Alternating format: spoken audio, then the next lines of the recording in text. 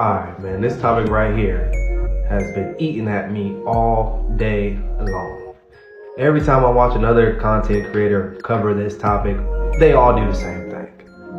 And if you haven't noticed, the trend on this channel right here, Keep It Real TJ, is we keep it real. Regardless of what anybody feels or thinks, I'm just gonna keep it real. And another thing I noticed is nobody has looked into what Big Perk had to say, and if there was any truth, if there was anything there with what he was saying.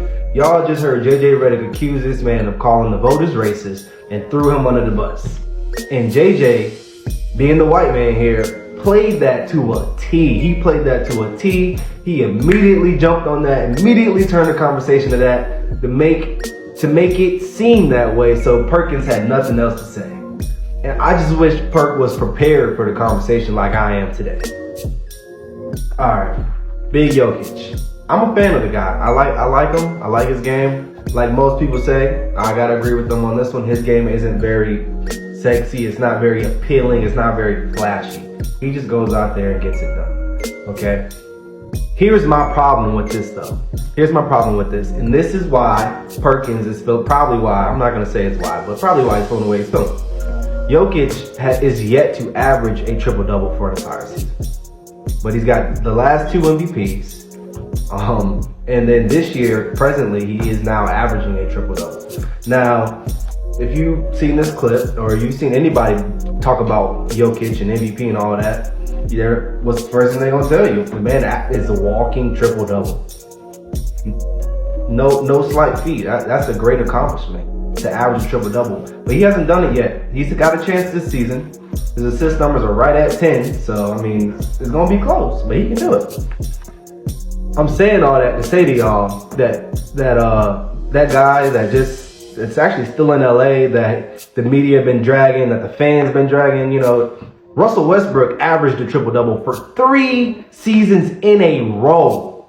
He averaged a triple-double. So the idea that a triple-double is good enough to get you MVP is so conveniently there now. Because Russ did that for 3 straight years and got 1 MVP. Now Jokic is working on his 3rd, and he ain't averaged a triple-double for a season yet. So, I mean, I don't know, y'all. I don't know. I think that's kind of messed up. I think in part of this discussion I want to touch on is the comment that Perkins made about the MVP voters being 80% white. I don't know for sure. I tried to look that up before starting this video. I cannot find a list of names or individuals that are a part of that board anywhere. Maybe I'm looking in the wrong places. If one of y'all can find it, let me know in the comments below. But I cannot find it. I wanted to fact check that before I put it out there. But that was the comment that he made. I don't know if that's true or not. But if it is true, I don't think it's fair to scream you're a racist for giving somebody facts. That's not fair. In fact, to jump to the conclusion that he's saying the voters are racist, in my opinion, that means you already know that they're racist. You already know there's some type of injustice going on. You already know how they snub people. And that's why you were so quick to call that out. Get that out there so you can get this topic, grab that light and put it a little bit this way so you can keep on skating by, JJ Redick. So, and then another thing is, why have an 80% white voter pool in the NBA? Why have an 80% white voter pool, period? So if any white guy wins MVP, why would you even give somebody the opportunity to come to that conclusion, NBA? Why not go ahead and diversify your board? All your players are black. 95% of the NBA, maybe 85%. Most of them are black. It's like you set yourself up, and then when somebody calls you out on it, it's, oh, he's a racist. So you can keep the majority white board, and you're not a racist. But the people who shine the light on that are. The irony there is just crazy, bruh. But I really want to know what you guys think. I mean, let me know in the comments below if I'm just tweaking or if there's anything concrete with what I'm saying right now. Alright, so now that the Jokic talk is out the way, we're gonna talk about the Steve Nash back-to-back MVPs and Dirk Nowitzki next. I'm gonna roll this clip. This is my other TikTok, but I need people to see this before I speak my piece, so what I'm saying makes sense.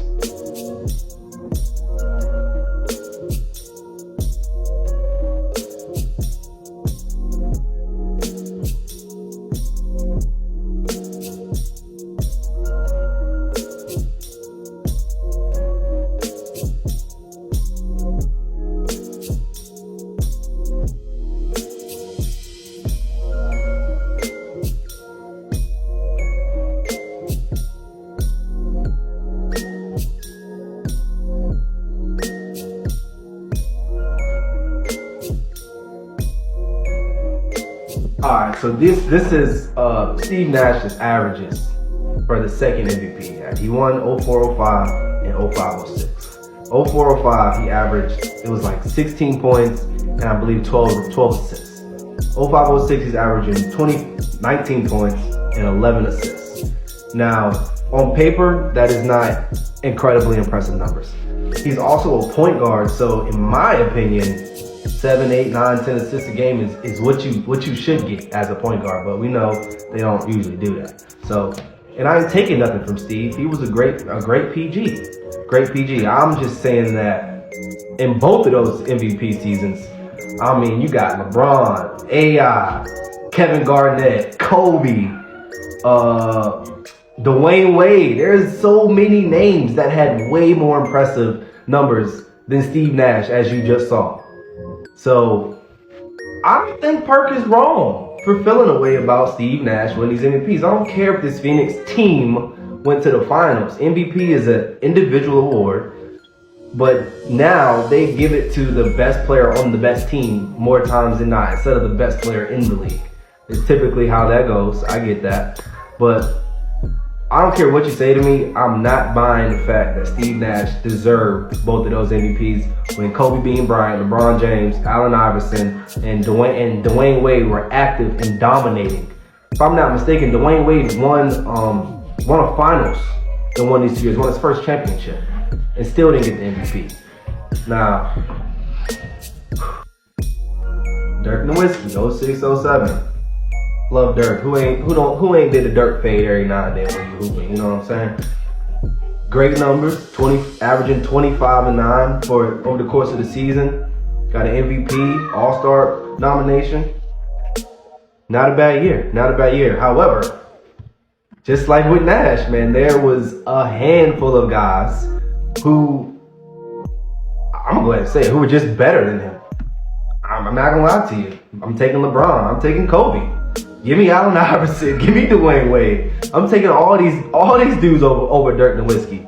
So, you know, I don't think Perk was wrong. Maybe he's on to something.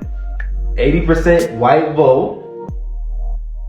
Athletes that are clearly performing better than these guys, but this is who you choose. Well, now that all that's out the way, I'm gonna leave you with this. Tell me if that MVP voter board was diversified back then in those 3 seasons with, let's say, a 50%, 40%, 30% white vote, whatever it might be. Does Steve Nash win back-to-back and does Dirk win MVP in 06-07?